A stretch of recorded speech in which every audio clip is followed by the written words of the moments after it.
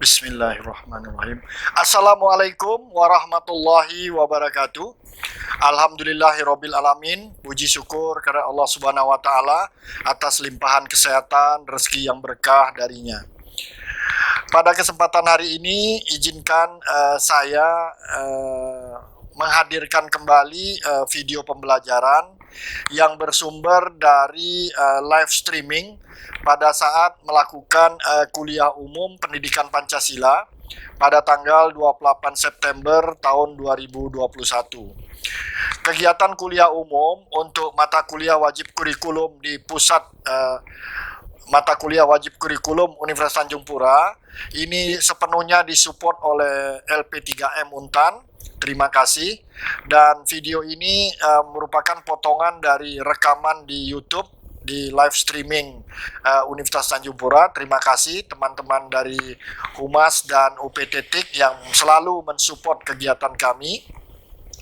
Nah, kali ini kuliah Pancasila dilaksanakan pada tanggal 28 September 2021 dengan menghadirkan narasumber Profesor Dr. Insinyur Haji Rohmin Dahuri MS, Guru Besar Institut Pertanian Bogor atau IPB Bogor.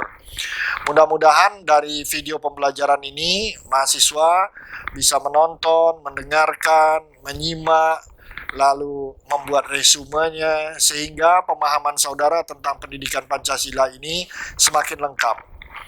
Karena ini penting dalam rangka tujuan akhir dari pendidikan Pancasila itu sendiri merubah sikap baik kepada ideologi negara kita dan kepada sikap pribadi masing-masing mahasiswa sebagai calon sarjana. Selamat menikmati, selamat menonton. Lebih dan kurangnya kami mohon maaf. Wabillahi taufik walhidayah. Wassalamualaikum warahmatullahi wabarakatuh. Dalam sesi kuliah umum ini akan dipandu oleh moderator kita, Bapak Dr. Insinyur Feira Budiarsyah. Untuk itu selanjutnya sesi narasumber ini akan kami serahkan kepada moderator untuk memandu jalannya acara. Kepada Bapak Dr. Insinyur Feira Budiarsyah, dengan hormat kami silakan. Baik, terima kasih Mbak Risa Sasri selaku MC. Bismillahirrahmanirrahim. Bapak Rektor, Ibu Sekretaris LP3M, Pak Biatno, mudah-mudahan ada Pak Wasian juga. Saya mohon izin untuk membantu memoderatori jalannya kuliah umum ini. Mudah-mudahan bisa berjalan dengan baik.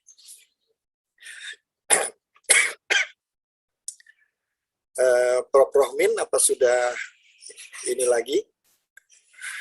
Sudah terus ngikutin Pak Vera terus. Oh iya, enggak tadi kan. Ya, saya izin membantu Profesor memandu jalannya acara ini.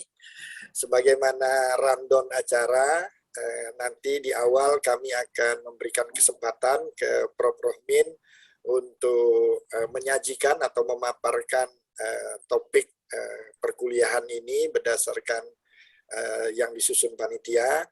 Lalu setelah itu kami mohon izin memberikan kesempatan bertanya, karena sebenarnya perkuliahan ini Prof tidak hanya ke mahasiswa, tapi kami selaku pengajar mata kuliah wajib umum khususnya Pancasila juga perlu mendapatkan semacam informasi terbaru dan sebagainya, agar pada saat kami membantu memfasilitasi mahasiswa dalam mempelajari pendidikan Pancasila ini memberikan contoh-contoh yang up to date lah istilahnya, yang memang terkini. Karena beban mengajar MKWU ini Prof luar biasa Prof, apalagi untuk tataran perguruan tinggi. Jadi kondisi-kondisi itu kadang-kadang sering dipertanyakan di kelas. Memang saat ini kita masih kuliah daring. Nah, untuk seperti itu, bahkan kemarin waktu ikut Lemhanas, pernah saya tanyakan langsung dengan Pak Gubernur Lemhanas, bagaimana memposisikan kalau ada pertanyaan mahasiswa. Yang pertama, Anda jangan membuat garis pemisah antara Anda dengan mahasiswa, katanya. tapi pergunakan istilah kita. Jadi ini adalah masalah kita bersama.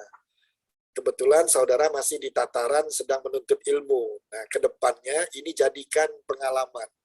Jangan sampai apa yang pernah mungkin yang kurang tepat dan sebagainya, ini jangan terulang di masa pada saat saudara memegang estafet kepemimpinan bangsa ini.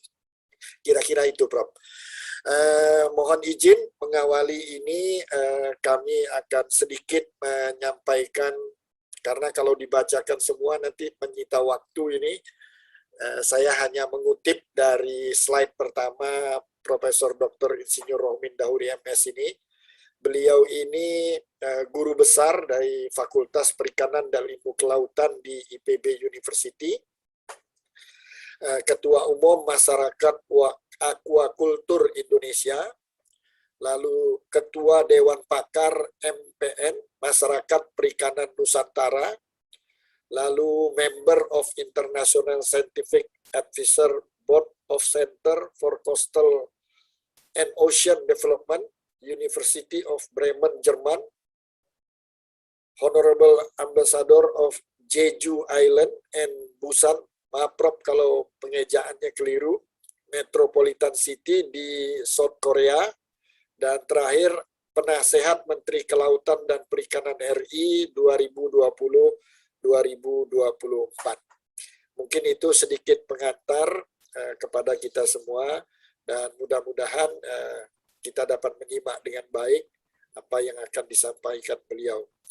Untuk itu, tanpa untuk menyingkat waktu, kami persilakan dengan segala hormat kepada Bapak Profesor Dr. Insinyur Rohmin Dahuri MS untuk memulai presentasinya. Silakan, Prof. Terima kasih Pak Vera. Bismillahirrahmanirrahim. Assalamualaikum warahmatullahi wabarakatuh. Salam sejahtera untuk kita semua. Om Swastiastu, Namo Buddhaya, dan salam kebajikan. Selamat pagi. Yang sangat saya hormati Profesor Garuda Wiko, Rektor Universitas Tanjung Pura. Yang saya hormati Ustadz Romli yang telah mengantarkan kita dengan mendahului doa kita kepada Allah Subhanahu wa taala, Ketua LPPM yang dalam hal ini diwakili oleh Ibu Dr. Sri Maryuni, Pak Subianto selaku koordinator mata kuliah Pancasila di Untan, dan seluruh hadirin peserta kuliah yang sangat saya banggakan. Saya pertama bersyukur pada Allah, dan kalau minjam istilah sinetron yang dulu populer tahun 90-an Pak Rektor, I feel flattered atau sangat tersanjung ya untuk diundang lagi di Untan. Dulu Untan merupakan langganan tetap saya gitu, cuman karena pandemi itu. Jadi, tapi insya Allah tanggal 7 kita ketemu Pak Rektor di sana. Maaf, tanggal 6 Oktober insya Allah. Baik, sesuai dengan tor yang dikirimkan kepada saya kepada panitia, untuk mempersingkat waktu, izinkan saya share beberapa slides untuk mengantarkan diskusi kita supaya Pancasila lebih immerse ya, lebih kita jiwai lagi, bukan hanya pada tataran verbal ya atau macam P4 pola orde baru gitu, kita hanya menghafal dan seterusnya, tetapi nilai-nilainya tidak kita aplikasikan dalam kehidupan kita keseharian, baik kita di dunia kampus, di dunia kerja maupun di tengah masyarakat. Kita berdoa kepada Allah semoga perjumpaan kita yang sangat singkat maksimal 2 jam ini dapat mengilhami kita dengan izin Allah ya, untuk berkarakter dan berakhlak Pancasila. Tentunya karena Pancasila ini merupakan kesepakatan dari seluruh founding fathers kita, dan kalau boleh kita mengingat dari 9 founding fathers yang menggali dan menemukan merupakan Pancasila, 8 adalah Muslim, hanya 1 yang non Muslim, Bapak Maramis ya. Maka sila pertama ketuhanan yang Maha Esa itu sesungguhnya Pancasila itu dasar yang lebih dasar lagi adalah agama gitu. Dan karena kita hidup di negara Pancasila, ya mari kita mendasarkan Pancasila berdasarkan agama kita masing-masing. Yang saudara-saudara yang Kristen monggo tafsirkan Pancasila sesuai dengan Kristen ya. Kemudian kita Islam demikian, Buddha demikian, Hindu dan demikian gitu. Nanti masalah bangsa sekarang kan kita terfragmentasi ya, seolah-olah padahal di dalam Islam sendiri sangat inklusif, di dalam banyak ayat Al-Quran melarang kita umatnya untuk membuli atau mengejek atau merendahkan agama lain gitu ya. Dan dalam surat Al-Kafirun udah jelas toleransi kita itu kita sangat menghargai, menghormati agama lain ya, lakum dinukum waliyadin gitu ya. Tetapi kita nggak mau diintervensi tauhid kita juga gitu. Barangkali itu yang perlu clear. Mungkin Pak Vera tadi sedikit seperti orang timur gitu ya. Mungkin banyak pertanyaan kan gitu ya. Ada sebagian pihak yang menuduh Muslim radikal dan segala macam gitu ya. Dan seolah-olah itu Pancasila hanya milik sekelompok ya, aku Pancasila dan seterusnya. Nanti saya akan belak-belakan dalam kuliah ini supaya kehidupan kita lebih produktif dan Islam agama yang paling toleran dia, karena agama ini yang menciptakan Tuhan, yang menciptakan alam semesta dan manusia, pasti benernya itu, dan pasti tolerannya, dan pasti rahmatan lil alaminnya gitu. Jadi nanti saya akan uraikan di situ.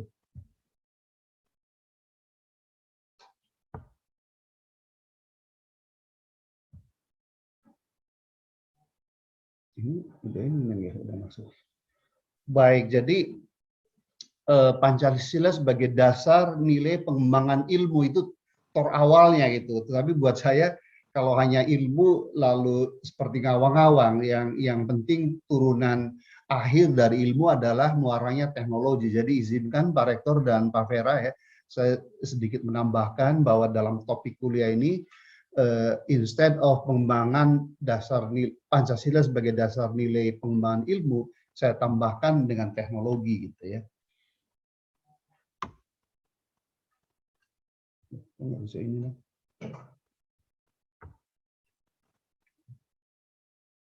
Pertama, saya ingin sharing dulu untuk Pak Rektor dan semua peserta kuliah ini, yaitu bagaimana peran IPTEK bagi kemajuan dan kemakmuran bangsa gitu ya. Pertama adalah ini fakta sejarah bahwa dari mulai kejayaan Romawi, era kemasan umat Islam atau the golden age of Muslim, dari mulai Fatu Makkah sekitar tahun 645 Masehi sampai berakhirnya Khilafah Utsmaniyah di Turki 1924, hingga hegemoni atau kejayaan kapitalisme sampai saat ini, bahwa maju dan mundurnya atau maju makmur dan berdaulatnya suatu bangsa itu fakta empiris menunjukkan sangat bergantung pada kualitas sumber daya manusianya, bukan pada melimpahnya sumber daya alam, yaitu manusia yang mampu menguasai, menghasilkan dan menerapkan inovasi IPTEK dalam segenap aspek kehidupan bangsa tersebut. Dan ini saya coba sitir Pak Rektor beberapa literatur ya yang sangat mengkonfirmasi bahwa kunci utama dari maju mundurnya sebuah bangsa adalah memang di penguasaan sains dan teknologi. Ini di dalam buku yang sangat terkenal tahun 2001 mengenai industrialization in 2021 century itu dikatakan bahwa kemajuan dan kesejahteraan bangsa itu sangat ditentukan oleh innovation driven economy. Kemudian menurut Bill Gates ya, bahwa since the 2008 global economic crisis to the current COVID-19 pandemic, the Great Recession spreads across the globe, infecting countries that were already struggling with weak economies, strained infrastructure, environmental degradation, and high unemployment and poverty. The real progress and in decades ahead will require fresh, creative, and innovative ideas. So the key is to keep innovating. Jadi maksud Bill Gates itu di tengah terpaan krisis ekonomi pada tahun 2008 dan sekarang yang masih kita rasakan adalah pandemi COVID-19, bangsa yang bisa survive dan akan maju adalah bangsa yang bisa menghasilkan dan menerapkan innovation. Jadi kuncinya adalah kita harus terus berinovasi. Kemudian ini dari Carlson dan Wilmot bahwa business as usual is a recipe for a disaster. Jadi kalau kita tidak move on, kita tidak kreatif and inovatif ya, tetapi melakukan terus-menerus metode dan cara-cara kerja yang lama atau without science dan teknologi itu akan berujung pada disaster atau bencana buat kita. Kemudian statement dari Thomas Friedman, ini salah satu jurnalis sains di Amerika yang sangat terkenal di dunia ya. Kata beliau, if a country wants more good job, the nation must do a better job of fostering an environment where innovation is encouraged and allowed to flourish. Jadi kalau suatu negara itu ingin menciptakan lapangan kerja yang baik, yang berkualitas, yang gajinya tinggi, yang mensejahterakan rakyatnya, maka pemerintah itu harus membuat ekosistem atau lingkungan untuk berinovasi itu berkembang gitu ya. Kemudian ini menurut saya bahwa terlebih di dunia yang sangat terkoneksi dan globalisasi yang ciri utamanya adalah perdagangan bebas dan kompetisi, maka satu-satunya jalan bagi bangsa manapun, tak terkecuali Indonesia, adalah innovation. Dan kalau berbicara innovation, memang dasarnya adalah di penguasaan sains teknologi atau iptek gitu. Dan ini hanya sekedar contoh bagaimana hasil penelitian yang sangat valid menunjukkan bahwa GDP per kapita atau pendapatan bruto kotor PDB per kapita itu sangat berkorelasi bahwa research atau sains teknologi itu sangat berkorelasi positif dengan pendapatan per kapita suatu negara gitu. Jadi semakin tinggi intensitas risetnya dapat dilihat pada grafik ini, maka akan setinggi pula pendapatan per kapita negara itu atau semakin makmur gitu ya. Jadi ini sangat empiris buktinya. Kemudian ini juga bahwa kalau kita ingin keluar dari jebakan negara berpendapatan menengah untuk melompat menjadi negara maju dan makmur, maka memang harus innovation driven dan seterusnya gitu. Dan ini contoh perusahaan-perusahaan gitu ya yang research intensity-nya atau R&D atau research and development intensinya tinggi, itu memang yang paling profitable. Nomor satu adalah Amazon punya Jeff Bezos ya, Alphabet, Volkswagen, Samsung dan seterusnya. Jadi tidak ada satupun perusahaan Indonesia Pak Rektor ya yang bertengger di 20 besar karena memang perusahaan-perusahaan BUMN kita, swasta kita tuh sangat menjauh dari R&D itu, maunya impor teknologi aja. Jadi yang namanya competitiveness nggak hadir di perusahaan kita, itu sangat memalukan memang. Nah, kemudian kapasitas iptek, inovasi dan kualitas sumber daya manusia, mari kita tengok dulu ya, bahwa maju mundurnya semua bangsa itu indikatornya adalah pada kapasitas atau pencapaian teknologi gitu. Jadi Pak Rektor dan seluruh peserta kuliah, negara maju atau yang disebut dengan teknologi innovator country atau kelas 1 negara kelas wahid itu adalah negara yang mampu memenuhi minimal 70% dari kebutuhan teknologinya itu dihasilkan oleh bangsa sendiri itu. Nah, sebaliknya untuk kelas 3 itu teknologi adapter countries adalah negara yang lebih dari 70% kebutuhan teknologinya, Pak Ustadz Romli, itu kita impor gitu. Itulah Indonesia. Jadi Indonesia berada di kelas 3, sudah 76 tahun merdeka. Itu kelas 3 pun di peringkat ke-99 dari 167 negara yang ada di kelompok itu gitu ya.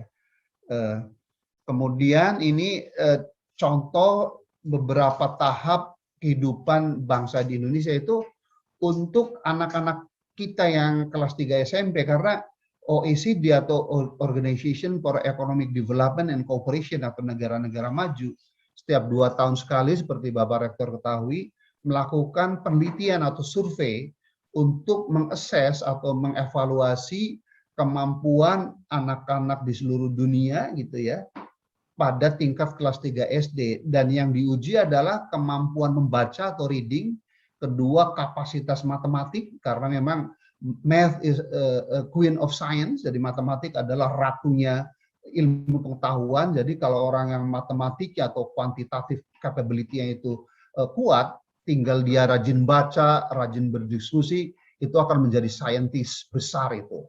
Ya, gitu. Kemudian yang berikutnya adalah kemampuan IPA atau sains itu. Dan mari kita lihat Indonesia berada di mana gitu ya. Dan inilah Indonesia dari 79 negara yang Spanyol tidak tersurvei karena nggak ada datanya. Dari Pak Ustadz Romli dari 78 negara yang disurvei, Indonesia tuh berada di ranking ke-73 gitu ya. Jadi hanya di atas Maroko, Lebanon, Kosovo, Republik Dominika, dan Filipina gitu ya. Jadi ini pun Pak Subianto merupakan ironi yang sangat memalukan ya, karena 87% orang Indonesia adalah Muslim dan pedoman hidup orang Islam berupa Al-Quran, ayat pertama yang turun di dunia dari Allah melalui malaikat Jibril ke Nabi Muhammad adalah Iqra, pemerintah membaca gitu ya. Tapi nanti kita lihat kemampuan literasi kita itu paling buruk juga. Jadi kita memang umat Islamnya banyak, tapi yang melaksanakan ajaran Islam yang sangat Pancasilais itu adalah kurang gitu. Dan ada survei dari UNESCO, Pak Rektor, bahwa rata-rata mahasiswa Indonesia membaca dalam sehari itu hanya 2 jam. Di negara maju 8 jam gitu. Jadi harusnya kalau kita mau catch up atau menyusul kemampuan negara maju, kita bukan 2 jam membacanya, tapi harus 10 jam minimal karena negara majunya 8 jam. Jadi memang tugas kita sebagai rektor dan dosen di perguruan tinggi amat berat itu. Bagaimana terutama yang Muslim adalah kembali pada nilai-nilai dasar Pancasila gitu, ketuhanan yang Maha Esa, salah satu payungnya adalah Al-Quran ya, untuk mencermati bahwa perintah atau ayat pertama yang turun di muka bumi adalah perintah membaca surat Iqra itu. Nah ini dia negara-negara di Asia yang jago dalam hal PISA itu. Kemudian ini anggota PISA ada 36 negara OECD atau negara maju dan makmur, kemudian 43 negara mitra. Dan ini pada tahun 2019 Indonesia itu dalam hal Innovation Index itu hanya di ranking 85 ya. Kemudian competitiveness dalam hal digital pun kita hanya di ranking ke-56 pada tahun 2019, padahal di era industri 4.0 tulang punggung utama dari sains teknologi di era ini adalah di ilmu dan teknologi digital atau informasi gitu, dan kita hanya berada di ranking ke-56. Kemudian ini juga bahwa jumlah peneliti Indonesia hanya 216 orang per 1 juta penduduk gitu ya. Jadi kita masih di bawah Vietnam, Thailand, Malaysia, Amerika Serikat. Juaranya yang paling banyak penelitinya itu per 1 juta penduduknya adalah Israel, diikuti Denmark, Swedia, Korea Selatan, dan seterusnya. Kemudian jadi resultante dari semua kinerja yang kurang baik itu adalah pada indeks pembangunan manusia. Syarat sebuah negara itu dikatakan maju dan makmur kalau IPM atau indeks pembangunan manusianya itu di atas 0,8 gitu ya, dan kita baru 0,71 gitu ya. Jadi masih PR-nya masih cukup cukup berat itu.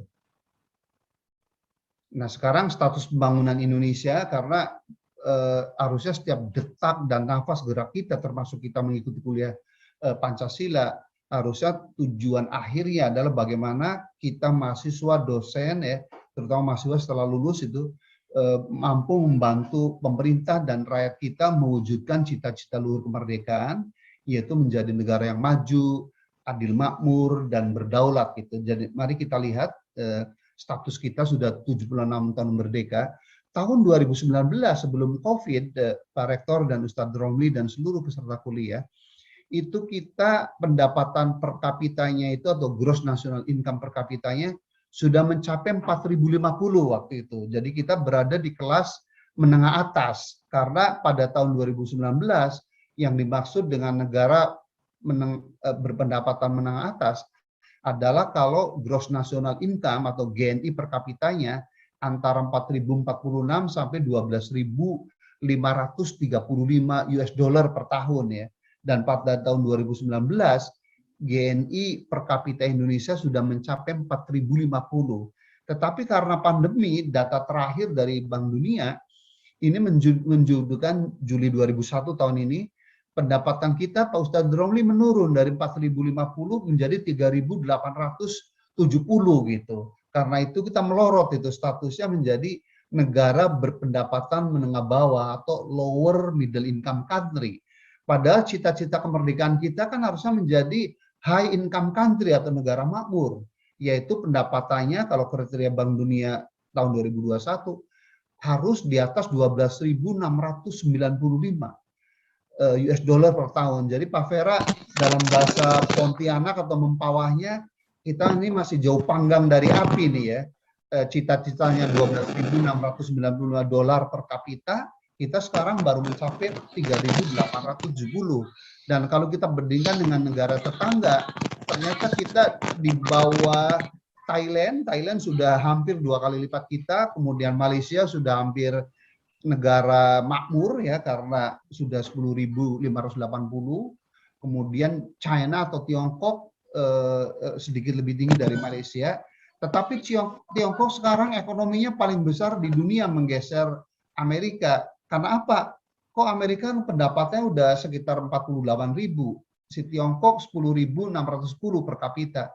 Tetapi jumlah penduduk Tiongkok itu 1,4 miliar, jadi 1,4 miliar dikali 10 PDB-nya jadi lebih besar daripada Amerika yang 48.000 tapi penduduknya hanya 370 juta gitu. Kemudian Brunei udah 32.000 US dollar per orang per tahun, dan yang paling makmur tetangga kita yang paling dekat yaitu Singapura ya sudah hampir 55.000 dolar per orang per kapita, lebih makmur daripada Jepang dan lebih makmur dari Republik Korea atau Korea Selatan. Nah, ini keberhasilan dan kegagalan karena sejak runtuhnya atau kolapsnya ya kekhilafan Islam 1924 oleh Kemal Atatürk, praktis dunia ini hanya bergantung pada dua ideologi, yaitu ideologi komunisme dan kapitalisme. Dan kita ketahui bersama sejak terbitnya Glasnost dan Perestroika tahun 1989, sesungguhnya sudah tidak ada lagi itu ideologi komunisme, termasuk Kuba, Vietnam, dan RRC atau Tiongkok atau Cina, itu pun tidak menganut ideologi kapitalisme lagi, komunisme lagi, tetapi yang disebut oleh Xi Jinping dan Deng Xiaoping adalah sosial kapitalisme gitu ya. Tetapi ideologi komunisme sendiri sebenarnya udah dead, udah mati, karena memang tidak sesuai dengan fitrah manusia. Konsep sama rata sama rasa, konsep central planning, semua harus dilakukan negara, swasta nggak punya peran gitu ya. Itu tidak sesuai dengan fitrah manusia karena itu udah mati dengan sendirinya. Nah, yang sekarang masih eksis dan yang boleh dibilang hampir 100% dunia walaupun negara dengan penduduk muslim terbesar kayak Indonesia juga kapitalis gitu. Kemudian Malaysia juga demikian, Saudi Arabia demikian. Jadi KTP-nya KTP Islam tapi KTP-nya KTP Pancasila, tapi sebenarnya ideologi yang dijalankan adalah kapitalisme. Oleh karena itu Pak Rektor, Ustadz Romli, Pak Subianto, dan seluruh peserta kuliah ini saya perlu sekali nih memaparkan dengan telanjang, dengan sangat belak-belakan ya, apa sih positif keberhasilan dan apa sih negatif atau kegagalan dari ideologi yang sekarang didewa-dewakan oleh hampir seluruh umat manusia di Indonesia, yaitu namanya kapitalisme. Nah, ini yang positifnya atau keberhasilannya. Jadi dari makroekonomi memang positif ya, karena kapitalisme itu mampu memacu laju pertumbuhan ekonomi rata-rata 3,4% per tahun.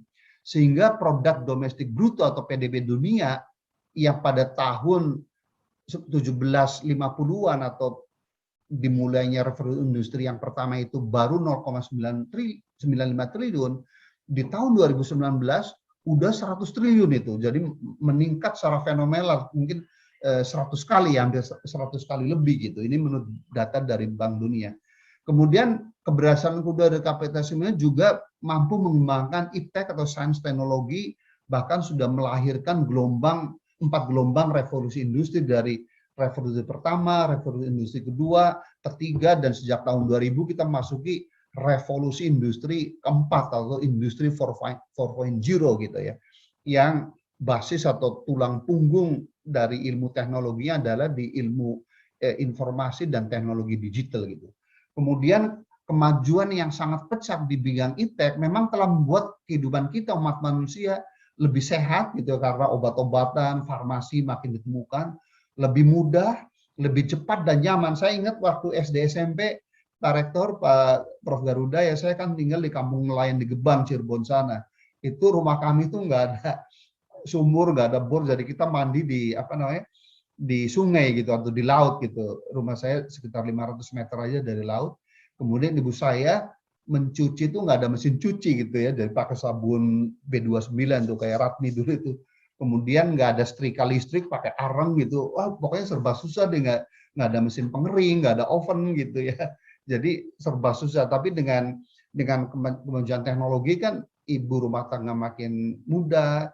Saya ingat kakek saya dulu naik haji itu 3 bulan karena supaya kapal, tapi dengan pesawat Jakarta Jeddah-nya 8 jam gitu. Umroh bisa 2 hari selesai gitu, kira-kira gitulah. Ini ilustrasi dari jasa kapitalisme gitu ya. Nah, itulah yang saya maksud tadi, kapitalisme dengan semangat sains teknologinya sudah mampu menghasilkan 4 gelombang revolusi industri. Revolusi industri pertama, ciri utamanya adalah penemuan mesin uap oleh James Watt dan seterusnya ya, sampai kita sekarang di revolusi industri keempat gitu. Dan ini ciri-ciri industri 4.0 memang di big data ya, kemudian blockchain, Internet of Things, artificial intelligence dan seterusnya. Jadi tapi di samping keberhasilan tadi, kalau kita lihat secara rinci, ternyata di sisi kesejahteraan manusia masih banyak PR kapitalisme itu. Kemiskinan, kelaparan, dan tunawisma atau homeless, orang yang tidak punya rumah di dunia makin membengkak. Saya baru 4 hari kembali dari Amerika, saya seminggu di Washington DC ya. Jadi model pembunuhan ya, dengan senjata api, kemudian rasialisme, pengangguran makin banyak gitu. Kemudian selain itu, kapitalisme juga telah mengakibatkan ketimpangan kaya dan miskin yang makin lebar, nanti ada datanya setelah slide ini ya. Kemudian di bidang lingkungan hidup, kita tahu bersama bahwa perubahan iklim global atau pemanasan global pun makin dirasakan oleh kita semua. Dan kapitalisme pun telah mengakibatkan kehidupan sosial, budaya, dan politik mengalami dekadesi moral dan menuju kehancuran. Mari saya perlihatkan datanya satu persatu. Jadi ini bukti kegagalan kapitalisme. Pertama adalah dari indikator ekonomi. Jadi hingga tahun 2019, ini menurut Bank Dunia dan UNDP, Pak Rektor ya, sekitar 3 miliar penduduk dunia atau 37% itu masih hidup miskin. Nah, kriteria miskin menurut Bank Dunia adalah orang yang pengeluaran setiap harinya itu lebih kecil dari $2 per hari. Sekarang kurs rupiah kan 14.500. Jadi kalau ada di antara kita, orang Indonesia maupun orang Amerika maupun orang Fiji, itu orang di seluruh dunia lah, yang pengeluarannya lebih kecil dari $2 per hari atau 29.000 per hari, itu jumlahnya masih 3 miliar Pak Rektor, 37%. Kemudian orang yang fakir atau miskin absolut, yaitu orang yang pengeluaran per harinya itu lebih kecil dari $1,25 per hari atau sekitar 16.000, itu jumlahnya 1 miliar gitu. Kemudian data berikutnya bahwa sekitar 1,3 billion penduduk dunia atau world citizen itu tidak punya akses ke listrik, artinya rumahnya tidak ada listriknya tuh. Kemudian 900 million atau 900 juta orang di dunia tidak memiliki akses ke air bersih gitu. Kemudian 2,6 billion atau 2,6 miliar orang di dunia itu tidak punya akses atau sedikit aksesnya ke sanitasi yang sehat, dan 800 juta penduduk pedesaan atau rural dwellers itu tidak punya akses kepada jalan yang bisa dilalui sepanjang tahun gitu. Kemudian data berikutnya bahwa di antara 194 negara di dunia yang disurvei, kan negara dunia sekarang sekitar 220 negara ya, itu hanya 55 negara atau sekitar 20 sekian persen yang sudah mencapai tahap high income country atau negara kaya gitu. Sedangkan negara menengah itu masih 53% dan negara yang miskin itu masih 19%. Jadi secara ekonomi mana keberhasilan kapitalisme gitu ya? Mana keberhasilan kapitalisme kalau 3 miliar orang masih miskin, sekian miliar orang masih tidak punya akses terhadap electricity, kemudian 53 negara di dunia masih atau baru sekitar 20 sekian persen negara yang sudah maju dan makmur gitu ya. Kemudian jadi ini klasifikasi negara miskin, low middle income country, dan high income atau negara yang kaya gitu. Jadi ini tadi saya ringkas bahwa sampai saat ini baru 55 negara yang berhasil diangkat oleh ideologi kapitalisme menjadi negara kaya atau high income gitu ya. Dan ini juga soal ketimpangan kaya miskin ini. Jadi pada tahun 2010 Bapak Rektor itu 388 orang terkaya di dunia itu memiliki kekayaan sama dengan 50% penduduk dunia yang miskin itu. Tetapi tahun 2017 itu bukan 380, tapi 8 orang itu. Hanya 8 orang terkaya termasuk Jeff Bezos, Warren Buffett, kemudian si Bill Gates ya, 5 orang yang lainnya saya lupa gitu ya. Itu hanya 8 orang kekayaannya itu tahun 2017 sama dengan 50% penduduk dunia yang miskin gitu. Nah, padahal tahun 2010 itu 388. Jadi kesenjangan kaya miskin kan Pak Rektor dan seluruh peserta makin menganga itu, makin lebar. Kemudian saat ini developed countries atau negara maju dengan jumlah penduduk hanya 18% dari penduduk dunia mengkonsumsi energi dunia sekitar 70% gitu. Dan kebanyakan energi yang digunakan oleh negara-negara maju itu berasal dari batu bara, dari minyak dan seterusnya. Jadi ini munafik banget ini negara kapitalis itu. Dia menyuruh negara miskin berkembang macam Indonesia nggak boleh menggunakan fosil fuel, harus bergerak energi baru, tapi mereka sendiri 87% energinya itu menggunakan batu bara, minyak, dan yang mereka larang untuk negara miskin. Jadi kesimpulannya kan, kamu negara-negara berkembang nggak boleh kaya, nggak boleh maju ya, biar kami aja yang kaya, yang hidupnya hedonis, boros, dan menjajah begitu. Kemudian indikator kegagalan di bidang lingkungan ya. Nah jadi pertumbuhan ekonomi oleh kapitalisme ini ternyata telah mengakibatkan massive environmental degradation atau kerusakan lingkungan yang sangat masif. Itu diakibatkan oleh kegagalan pasar dan buruknya kebijakan kapitalisme gitu.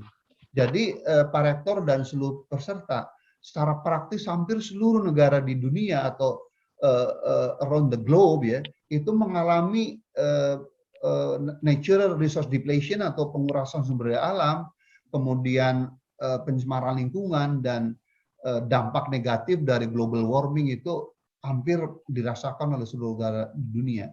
Dan global climate change itu menurut data dari Economic Intelligence Unit itu bisa merugikan sekitar 7,9 triliun dolar itu pada pertengahan abad ini gitu, berupa semakin banyaknya peristiwa kekeringan, heat wave atau gelombang panas ya, kemudian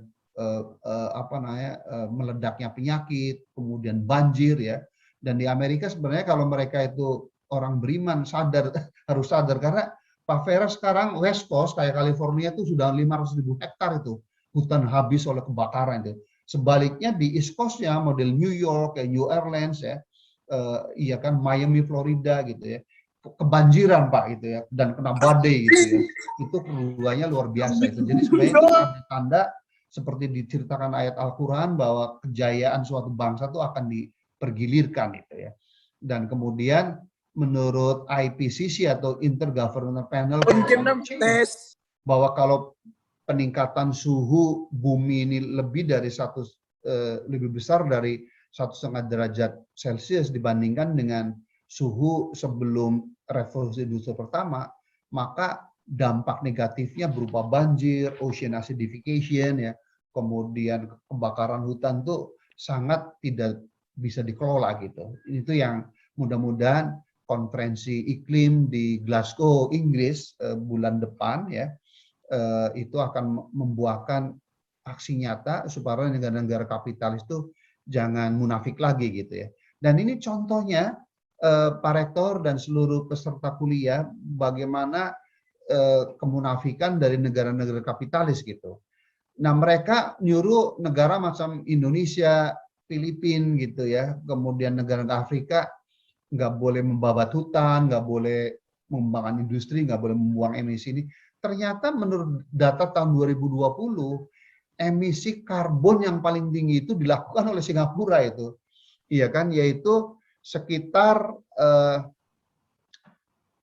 maaf ini saya hapus dulu nih. Nah, ini.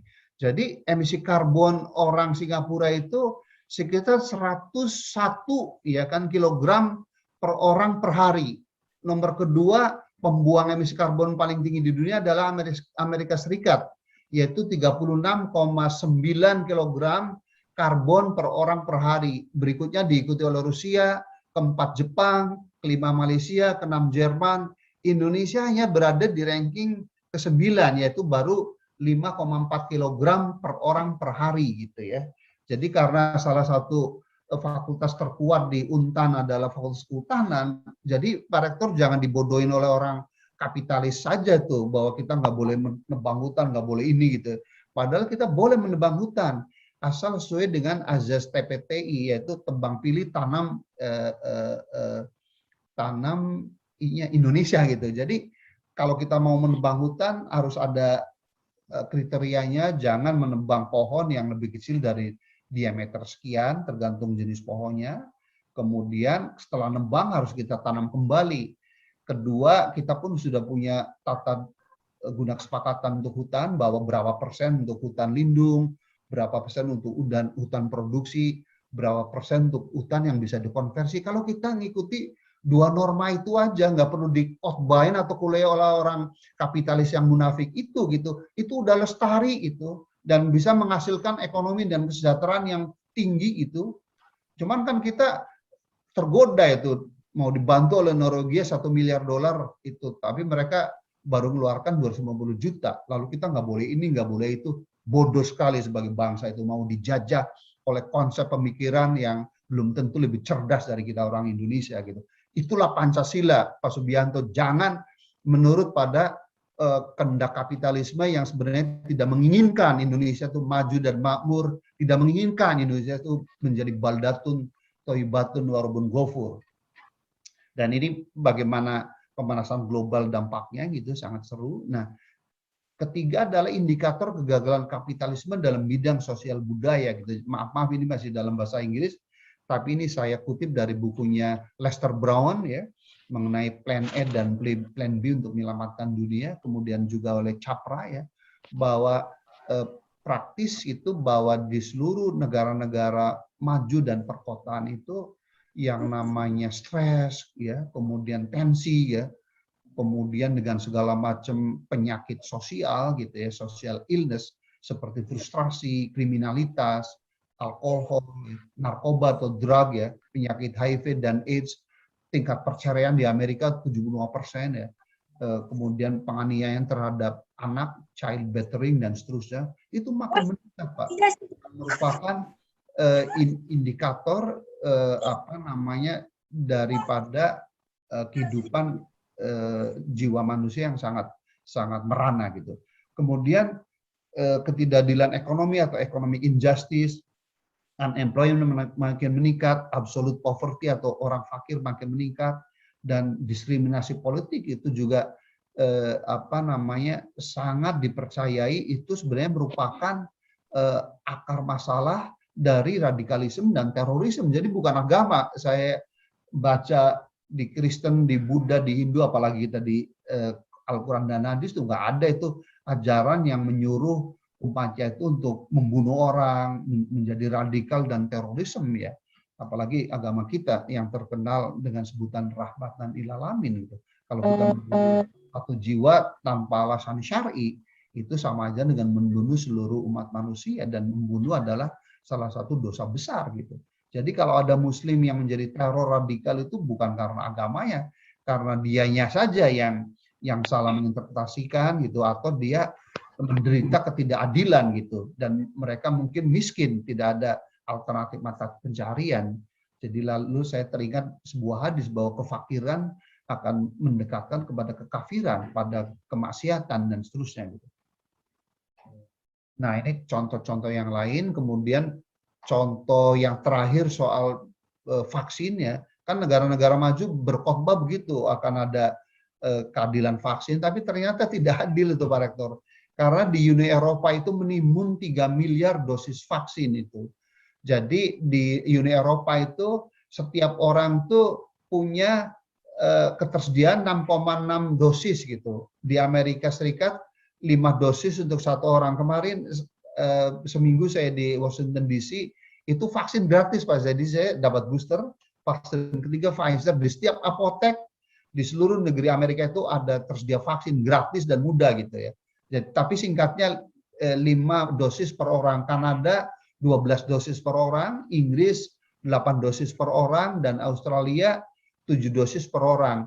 Tetapi untuk di negara-negara lain, terutama di Afrika itu ya, itu dari 3,32 miliar dosis vaksin yang sudah tercatat dan sudah diproduksi, itu 80% itu akan diedarkan atau didistribusikan ke negara-negara kaya dan middle income itu. Hanya 0,3% yang akan dikirimkan ke negara miskin atau low income countries itu. Ini kan ketidakadilan yang sangat telanjang gitu ya. Kemudian ini bukti-bukti lain ya, sehingga pertumbuhan negara-negara maju itu diproyeksikan meningkat dari 5,1 menjadi 5,6. Sebaliknya kita di negara-negara berkembang justru akan menurun itu 6,7 sampai 6,3. Mungkin adik-adik mahasiswa kuliah, kok Pak apa hubungannya antara vaksin dengan ini, dengan pertumbuhan ekonomi? Karena kalau pandemi itu semakin mudah diatasi, orang bergerak kan, pasar bergerak, konsumsi bergerak, transportasi bergerak, sehingga pertumbuhan ekonomi di negara yang lebih sehat dahulu itu akan lebih cepat gitu. Kira-kira begitu efek dari vaksinasi terhadap pertumbuhan ekonomi gitu. Dan ini contohnya betapa kapitalisme itu menyisakan orang terkena narkoba ya, kemudian dan seterusnya ya, ini soal narkoba ya, kemudian aborsi juga makin meningkat ya, dan seterusnya. Nah sekarang bagaimana pengembangan kapasitas sebagai solusi menurut saya. Jadi sekali lagi Pak Rektor dan seluruh peserta, satu-satunya ideologi yang harusnya bisa menyelamatkan bukan hanya Indonesia tapi dunia itu adalah Pancasila, Pak. Karena Pancasila itu sebenarnya dasar dari nilai-nilainya itu berbasis pada agama apapun.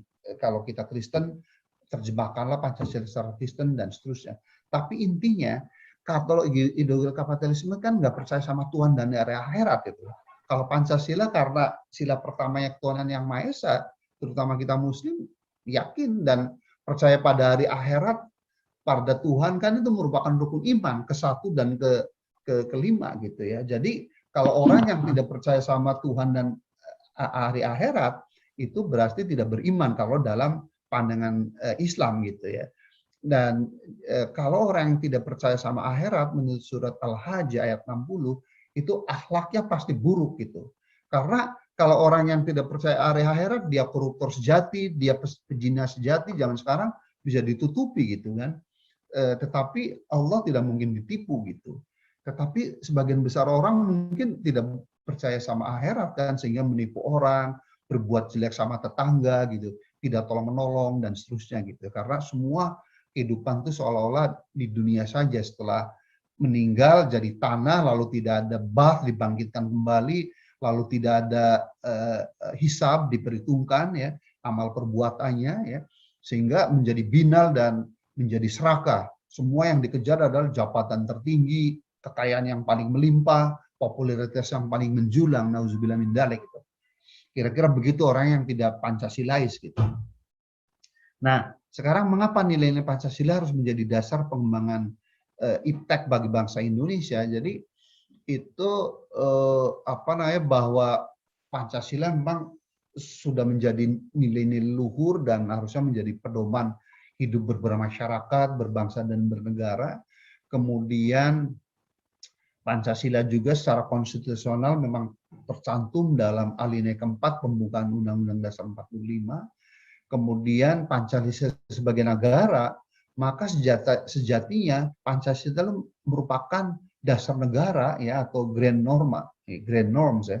Artinya Pancasila tidak sebatas sebagai sumber bagi segala sumber hukum, tetapi juga harusnya sebagai pedoman bagi segala aspek kehidupan berbangsa dan bernegara, termasuk dalam hal pengembangan kapasitas ikhtiar. Mohon maaf, bagi saudara-saudara saya yang Muslim ya, jangan pernah sekali-kali mempertentangkan antara Pancasila dan agama, karena di sini kan memang sebagai pedoman bagi segala aspek itu. Kita nggak perlu merasa bersalah. Kenapa? Karena sila pertama Pancasila adalah ketuhanan yang Maha Esa gitu.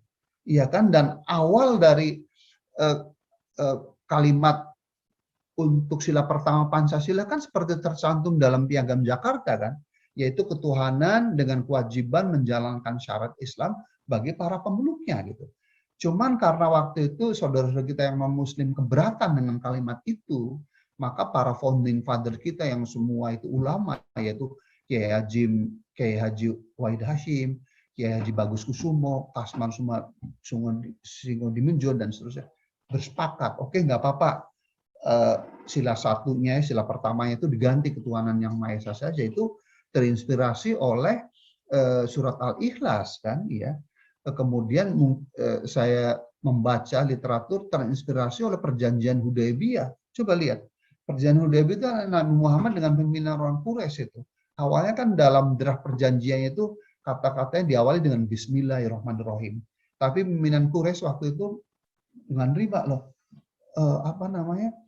jangan Bismillahirrahmanirrahim, tapi atas nama Tuhan yang umum gitu. Nabi Muhammad mau gitu. Waktu itu Sayyidina Ali keberatan gitu, tapi Nabi Muhammad meyakinkan Sayyidina Ali insya Allah positif dulu. Yang kemudian kedua adalah Muhammad Rasulullah pun jangan gitu ya. Orang kafir Quraisy menolak, tapi Muhammad bin Abdullah gitu. Nabi Muhammad menerima. Umar ibn Khattab waktu itu sebagai orang terkuat fisiknya dan jago gulat itu mau tidak menerima, itu kita kayak rugi nih gitu. Tapi Nabi Muhammad yang tahu hikmah gitu, enggak gitu. Nah jadi kalau kita yang Muslim jangan pernah sekali-kali mempertentangkan Pancasila dan agama kita Islam, karena sebenarnya dengan sila pertama ketuhanan yang Maha Esa itu udah sangat Islami gitu kan. Dan tadi oleh para founding fathers kita yang banyak ulamanya di panitia 9 itu inspirasinya dari surat Al-Ikhlas dan perjanjian Hudaybiyah. Orang nomor 1 di dunia yang paling mulia dari pandangan Allah yaitu Muhammad Rasulullah juga sangat fleksibel ya, sangat toleran ya untuk hal-hal yang sifatnya tidak fundamental begitu. Tapi dilihat oleh umatnya, bahkan para sahabat Khulafaur Rasyidin pun seolah-olah itu fundamental tuh soal Bismillahirrahmanirrahim dan Muhammad Rasulullah. Tapi kala itu Nabi Muhammad mau merubah, dan buktinya benar itu banyak hikmahnya, karena dengan perjanjian Hudaybiyah itu maka orang-orang Muslim yang terisolir di Madinah bisa masuk Mekah lagi. Itulah Mekah bisa direbut kembali menjadi Fatu Makkah. Dan kadang-kadang banyak di antara kita Muslim yang tidak bisa melihat itu hikmah atau hakikat ya, atau filosofi di balik ayat-ayat Al-Quran itu. Mungkin di situ yang Pak Vera dan Pak Subianto yang acap kali ya menimbulkan ketegangan gitu. Tapi kalau kita rajin membaca ya, membaca Al-Quran, menjarah hadis, tarikh, dan bagaimana sejarah lahirnya Pancasila, insya Allah tidak ada gitu. Dan mayoritas umat Islam 99% lebih adalah yang wasatiyah, yang moderat ya, dan yang rahmatan lil alamin sesuai dengan sunnah Rasul gitu. Mungkin hanya kurang dari 1% tuh yang radikal dan dicap terorisme. Itu pun kalau banyak penelitian dari perguruan tinggi ya, itu penyebabnya karena mereka merasa tidak adil ya, tidak dijolimi ya, mereka miskin, tidak punya pekerjaan, jadi mudah diselusupi oleh aliran-aliran yang menurut versi tertentu dikatakan radikal begitu. Kemudian runtuhnya ideologi komunis penyebab utama kegagalan kapitalisme khususnya di bidang ekonomi dan lingkungan. Dan yang perlu, nah ini juga kita ya alhamdulillah Pak Nadiem yang Menteri Pendidikan udah merubah. Jadi jangan lupa kalau mau merubah sistem pendidikan tuh jangan meniru 100% dari kapitalisme. Memang ada sisi positif. Tetapi kalau saya sebagai dosen, sebagai guru besar, kalau saya cermati kenapa kapasitas dan produk penelitian kita baik di perguruan tinggi maupun di lembaga penelitian kementerian ya, itu kurang perform. Aku yakin tuh karena kita kurang dana gitu aja. Saya dulu ingat waktu masih jadi dosen sangat aktif ya. Ya takdir Allah kan saya menjadi dosen teladan nomor 1 Indonesia tuh tahun 95. Saya paling produktif tuh waktu itu. Tapi anggaran riset unggulan terpadu 2 miliar dikerjakan 10 dosen itu. Anggaran untuk biodiversity seluruh Indonesia hanya 5 miliar. Waktu saya kunjungan 96 ke Malaysia, Pak Rektor itu anggaran satu perguruan tinggi untuk biodiversity di Universitas Malaysia di Penang itu udah 50 miliar. Hanya satu perguruan tinggi. Kita seluruh Indonesia yang luasnya seaber-gaber hanya 5 miliar. Jadi hanya untuk seminar dan seterusnya. Malaysia udah menghasilkan gamat dari tripang ya, menghasilkan bioteknologi dari kelautan dan seterusnya gitu. Jadi saya ingin tegaskan kepada pimpinan negara ini bahwa kami peneliti baik di perguruan tinggi maupun di di lembaga penelitian kementerian itu bukan karena kapasitas kami yang rendah atau etos kerja kami yang rendah, kalaupun ada itu sedikit saja.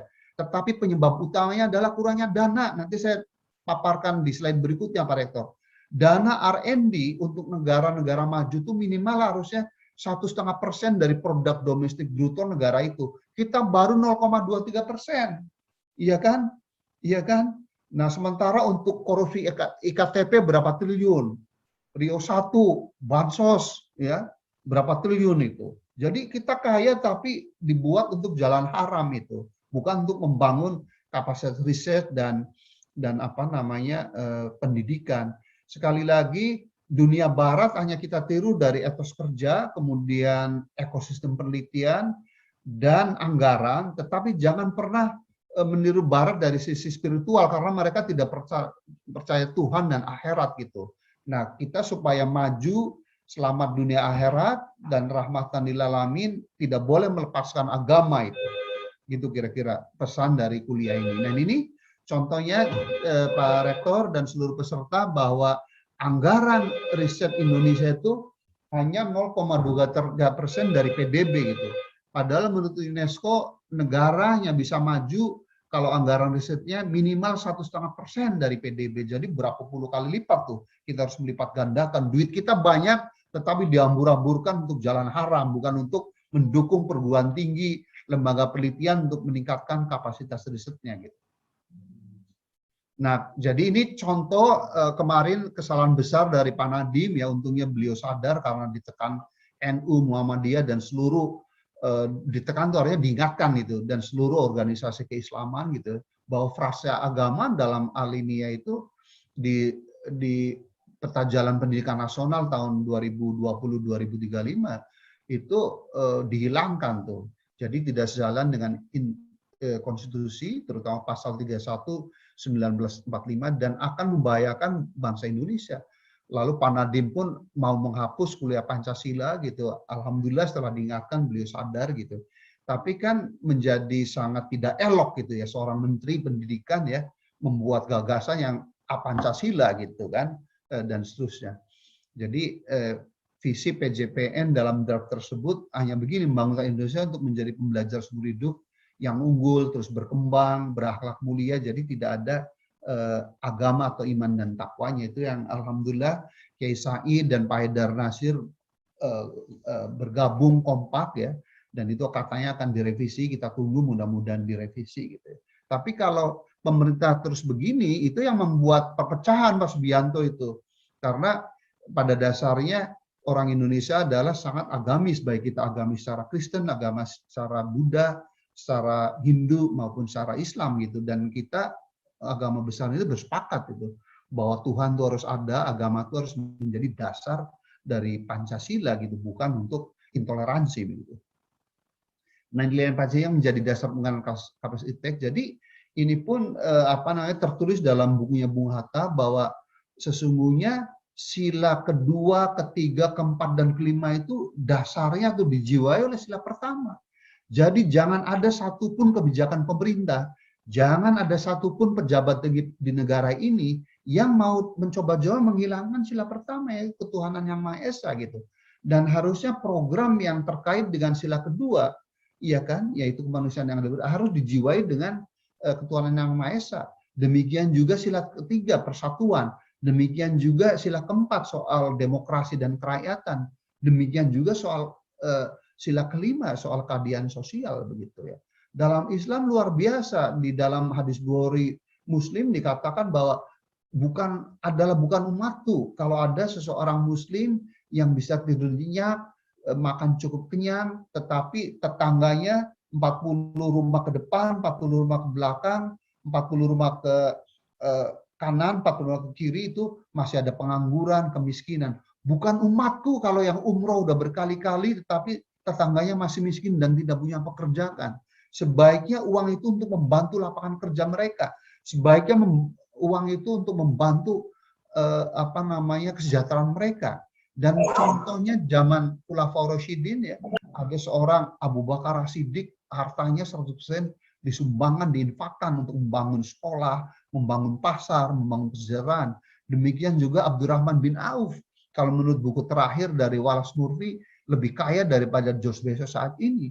Hartanya disumbangkan untuk kemaslahan umat, tetapi dia orang terkaya di dunia gitu.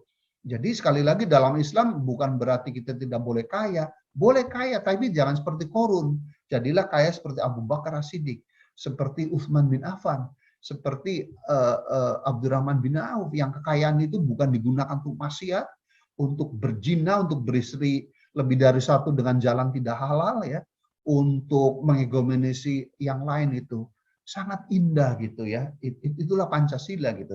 Dan saya yakin di Kristen, di Buddha pun dalam muamalahnya sama dengan kita dalam muamalahnya gitu. Saya nggak menyentuh soal tauhidnya gitu. Nah, jadi sekali lagi inilah bagaimana dasar-dasar dari nilai-nilai Pancasila yang untuk pengembangan sains teknologi. Kemudian ini yang lebih konkret memang ya, jadi bahwa Pancasila tuh ada kita pilih menjadi kedudukan dan fungsinya. Dalam hal fungsi, salah satunya adalah menjadi dasar paradigma pembangunan IPTEK gitu ya. Supaya apa? Dan Pancasila kan ideologi yang terbuka, kita pun tidak merasa sok benar sendiri, tapi teruji udah berkali-kali kita sakti ya, G30 skala dan seterusnya. Tetapi dalam konteks kekinian, maka Pak Rektor dan seluruh peserta dalam hal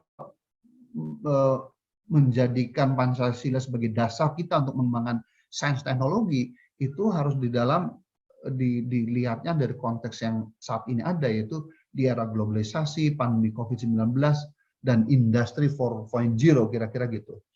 Nah, jadi ini sekedar pengetahuan saja apa bedanya antara Pancasila, komunisme dengan demokrasi liberal gitu, dari kriteria azas ketuhanan, azas kemanusiaan, azas persatuan, azas demokrasi, dan azas keadilan. Jadi kalau seluruh mahasiswa dan peserta Indonesia, maka adalah ideologi kita Pancasila yang paling baik dibandingkan dengan ideologi komunisme maupun ideologi demokrasi liberal begitu.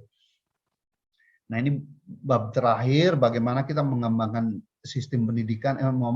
Ini bab kedua dari terakhir. Jadi bagaimana kita membangun sistem pendidikan nasional berdasarkan pada nilai-nilai Pancasila. Jadi intinya ini sebagai ilustrasi bahwa draft awal dalam visi peta jalan pendidikan nasional yang dibuat oleh Kementerian Pendidikan dan Riset saat ini, waktu draftnya itu memang hanya kata-kata berakhlak mulia, tapi kata Pak Nadiem akan dimasukkan frasa iman dan takwa dan agama ke dalam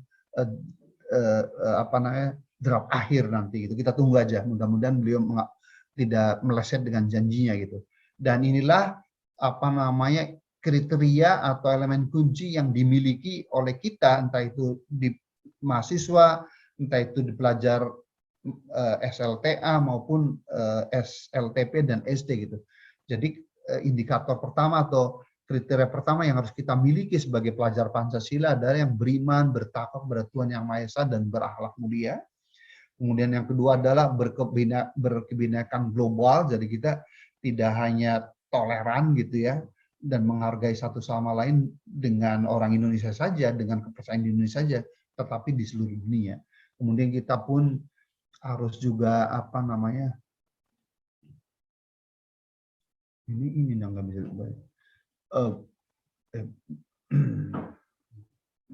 Gimana cara bacanya?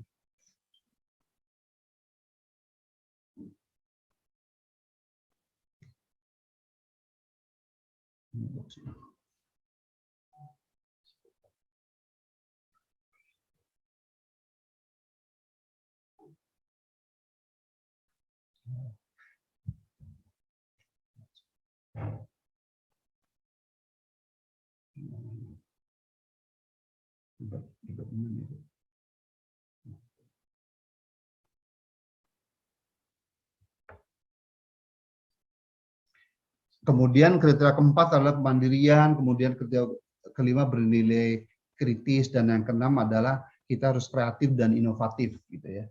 Dan Pak Rektor dan seluruh peserta, kalau saya boleh ringkas, maka di bidang pendidikan yang Pancasilais itu, output Tridharma itu di bidang pendidikan harus mengeluarkan lulusan yang unggul ya, kriteria kompeten di bidang ilmunya. Kalau kita dari Fakultas Ekonomi, jadilah ekonom yang terbaik, kalau perlu seperti Joseph Stiglitz atau Paul Krugman dari MIT yang menyandang Nobel Ekonomi gitu ya.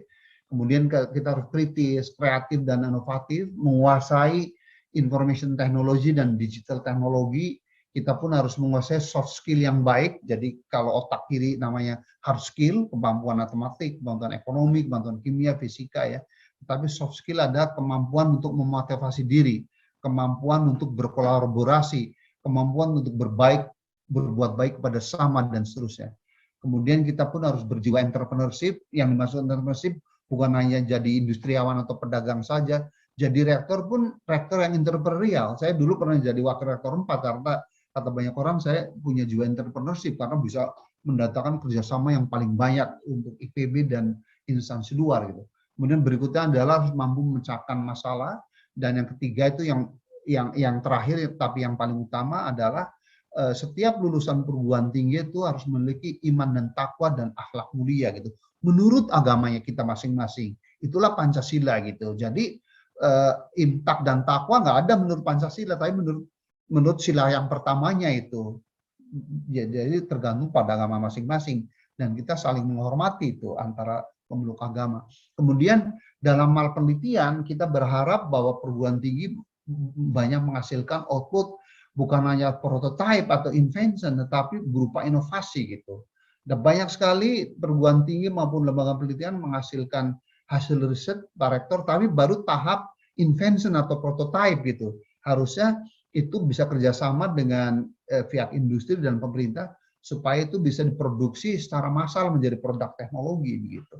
Saya punya kenangan manis, Pak Rektor dan seluruh peserta, waktu tahun 2006 saya diundang ke Taiwan. Waktu itu saya ajak penerus saya, wakil rektor 4 di IPB, Bapak Profesor Asep Saifuddin. Kami seminggu di sana, dan satu hari ada acara yang sangat bagus untuk ibroh atau pembelajaran kita bangsa Indonesia, yaitu suatu event di mana Menteri Industri Taiwan waktu itu mempertemukan atau matchmaking antara profesor dari Kaohsiung University yang menemukan bahwa sisik atau kulit ikan tuna itu mengandung kolagen, zat pelembab dan peremajaan kulit yang sangat bagus, dengan pihak industriawan, Pak.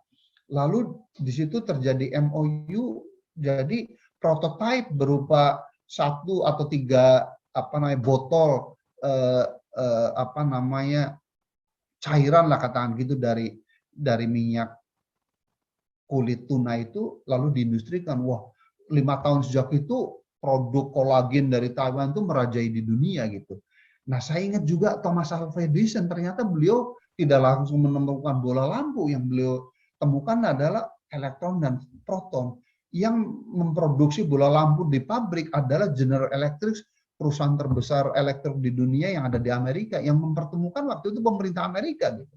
Itulah yang belum ada dilakukan oleh pemerintah Indonesia itu. Menteri Pendidikan atau Menteri Ristek mempertemukan, atau industri, antara peneliti yang menghasilkan prototipe dengan pihak industriawan gitu. Harusnya dipertemukan dan industriawannya pun dikasih insentif kalau mau meng-skilling up ya atau mentransformasi atau hilirisasi hasil riset dari para dosen dan peneliti kita, ya harus diberi insentif seperti keringanan pajak, dikasih penghargaan dan seterusnya gitu.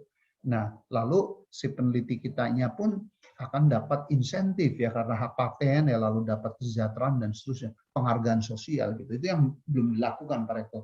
Cuman tugas kita di perguruan tinggi, Pak Rektor, Pak Vera dan Pak Subianto dan Ibu Kepala LPPM dan seluruh peserta adalah bagaimana menghasilkan penelitian yang sudah mencapai technological readiness, namanya menghasilkan prototipe gitu, baik di bidang ilmu alam maupun ilmu-ilmu sosial gitu.